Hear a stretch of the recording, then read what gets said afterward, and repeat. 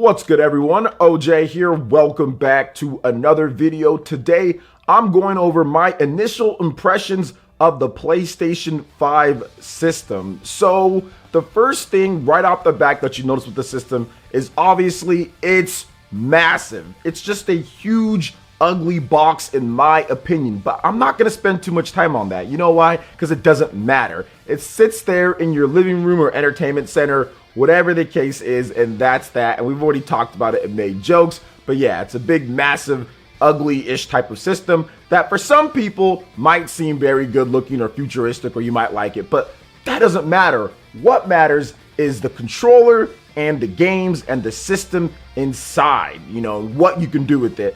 And the controller, speaking of that, is absolutely amazing. Now, if you have big boy hands like myself, you're going to love the feel and the fullness of the controller. It feels like a premium quality unit. It's not thin, you know, and I think that comparing it to the DualShock 4, it's definitely a bit bigger. So I do like the new feel and sense of the DualSense controller. Has a nice little matte feeling on the back of the handles or grips here. It has really high quality parts that I can tell from like the buttons and also the triggers. Everything does feel very premium and it has a nice look to it. Now, another thing that I want to mention is the actual features of the controller, the gimmicks built into this with the haptic feedback and the rumble. All of that stuff is really cool and creates a nice immersion of gameplay in stuff like the Astro's Playroom or other games like Spider-Man Miles Morales. I've heard about that as well. So for some people,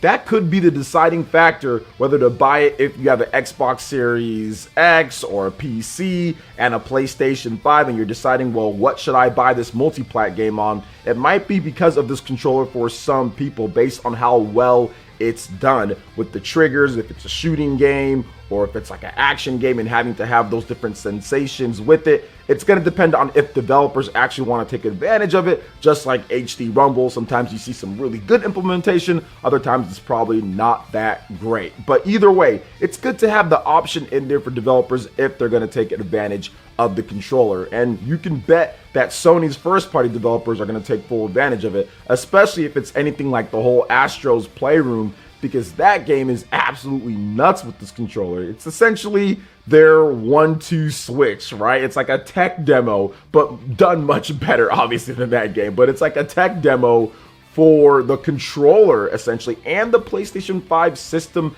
itself, which we should talk about that, the PlayStation 5 system. So the UI, which we've seen before, I've given my impressions on what they've done, but I'm actually even more impressed with the UI and the speed of the system more so than anything, because like I alluded to with the whole Astro's Playroom, that shows off the SSD, the fast loading. It shows off all of the features that are built into the PlayStation 5, being able to instantaneously load levels. So when you start playing Astro's Playroom, you hop right into it. You use all the different stuff. They're showing you the things with the controller, with the haptic feedback and the adaptive triggers and all that stuff that you're going through.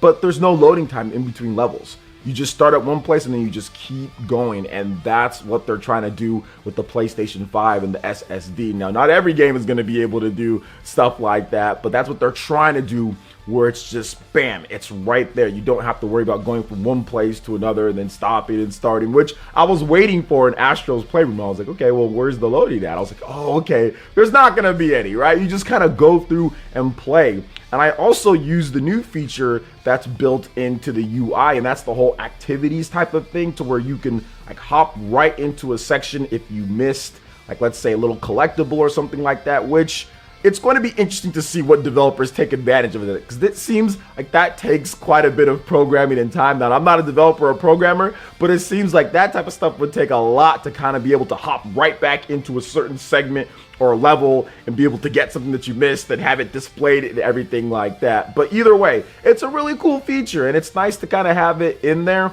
for people who do want to be completionists or kind of take advantage of it. It's not something that I'm super excited about or like interested in going back and doing everything like that with the developers who do put it into their games, but at the same time, it's a nice little feature to have for all of those like trophy hunters out there. I think that's really cool. And to kind of sum up my experience with the features of the UI and everything is that the speed is really what shows, and the uniqueness of the controller combined with the software and the UI, it all creates an organic experience that I think that it gives it kind of the edge over the Xbox, right? And it kind of gives it its unique, distinct feel. It's not generic, it's vibrant, and it kind of breathes life into like whenever you want to boot up your PlayStation. And another thing with the speed, I do want to add this in, the PlayStation Network, the PlayStation Store, going into and browsing and finding games and looking through things is a breeze. It is fast, and it is like 10 times, 20 times better than what we saw with the PlayStation 4. It's so much better. It almost feels like the last generation systems were like the beta test for these systems, which I'll have another video on later. They might have put a little bit of a fast one on us and everything, but we'll talk about that later. But with my impression of the PS5, I think that it's a phenomenally built system, and they did take a lot of time and effort and care into building a unique experience out there for PlayStation fans that not only celebrates the history of PlayStation, but also shows you the future and what they can do with the system. Now let's talk about what I'm really excited about when it comes to the PlayStation 5 and even the Xbox Series X, like I talked about before,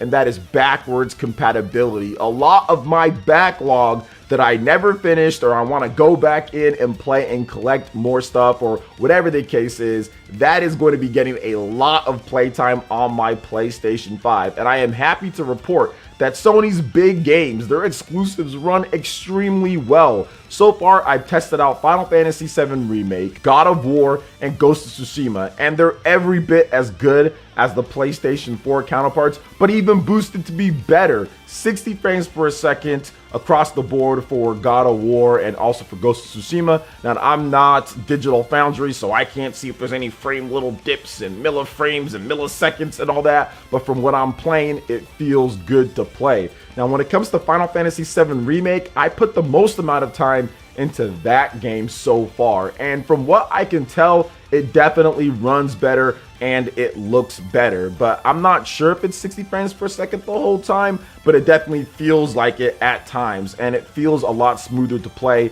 If we didn't already know Final Fantasy VII Remake was a PlayStation 4 game, I would think at first glance, especially the first part where you're going through you know, the bombing mission and everything, and it just looks spectacular.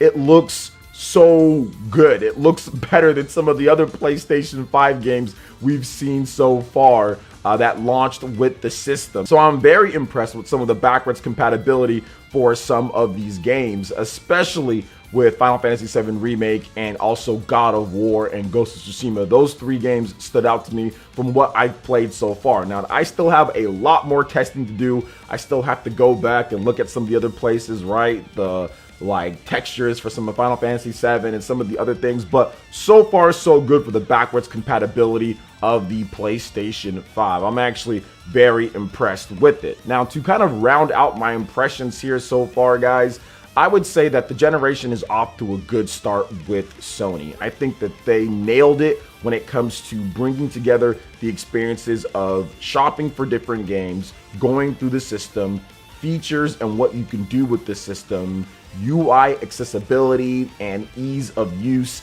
and also games as well. Spider-Man Miles Morales, Demon Souls, the Astro's Playroom built-in software as well. Like, all of this stuff creates a very good launch and a good experience for fans out there. I mean, because these games are pretty good. The launch lineup is not bad. There's stuff to play right out the back. And I think even the installation to me, like, or just like, you know, booting up the system and getting your stuff carried over, even that didn't take too long. I transferred over my PlayStation 4 stuff to my PS5.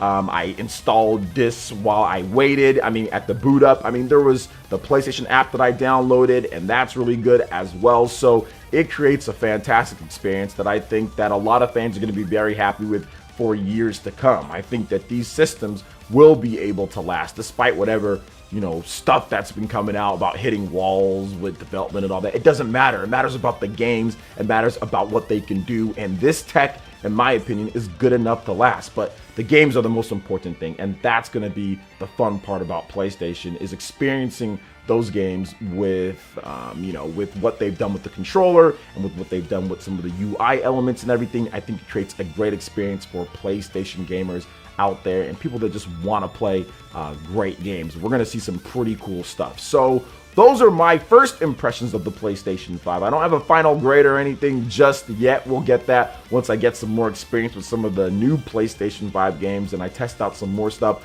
But so far, so good. I think that this is one of the most impressive systems from a just like pure technical standpoint and what they've done. It's one of the most impressive systems that's ever released, in my opinion. So what are you guys' thoughts on the PlayStation 5 so far? Let me know in the comment section below. All right, guys, that wraps it up for this video here. Check out the links in the description. We've got Twitter. Go and give us a follow on there. Stay up to date on the latest gaming news and information. Also, make sure you like, comment, and subscribe, and share this video if you can. Thank you guys so much for watching, and we'll catch you for the next one. Peace.